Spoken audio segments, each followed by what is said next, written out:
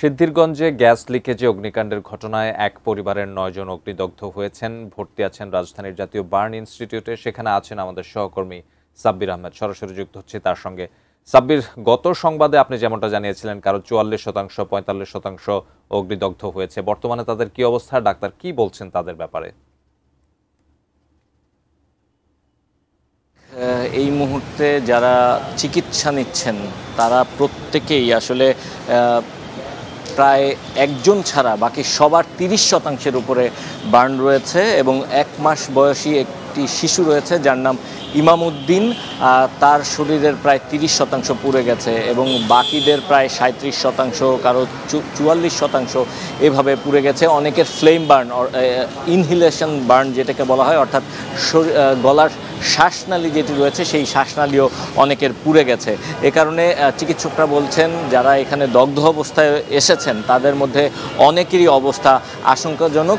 এর মধ্যে এখানে যেই ৯ জন রয়েছেন তারা যৌথ পরিবারের সদস্য এবং এর মধ্যে একজন পুরুষ রয়েছেন যার নাম হাসান, তার প্রায় ৪৪% শরীর পুড়ে গেছে এবং বাকি ৩ জন নারী রয়েছেন আর বাকি যে ৫ জন তারা শিশুদের মধ্যে ৩ জনের অবস্থা শঙ্কামুক্ত, বাকিদের অবস্থা কিন্তু শঙ্কাজনক। বিশেষ করে যেই ১ মাস বয়সী যে শিশুটি রয়েছে ইমামউদ্দিন, আমরা দেখেছি তার ভেতরে আমরা গিয়েছিলাম, দেখেছি যে তাকে অক্সিজেন দিয়ে রাখা হয়েছে, তাকে কৃত্রিম শ্বাস প্রশ্বাস দিয়ে আসলে তাকে বাঁচানোর চেষ্টা করা হচ্ছে এবং হাসপাতালের যিনি চিকিৎসক রয়েছেন তার সঙ্গেও আমরা কথা বলেছিলাম। তিনি বলেছেন যে এই মুহূর্তে আসলে কিছুই বলা যাচ্ছে না, কারণ অনেকের যাদের ইনহেলেশন বার্ন রয়েছে অতীত অভিজ্ঞতা যেটি বলে যে তাদের বেঁচে থাকার অবস্থা খুবই ক্ষীণ।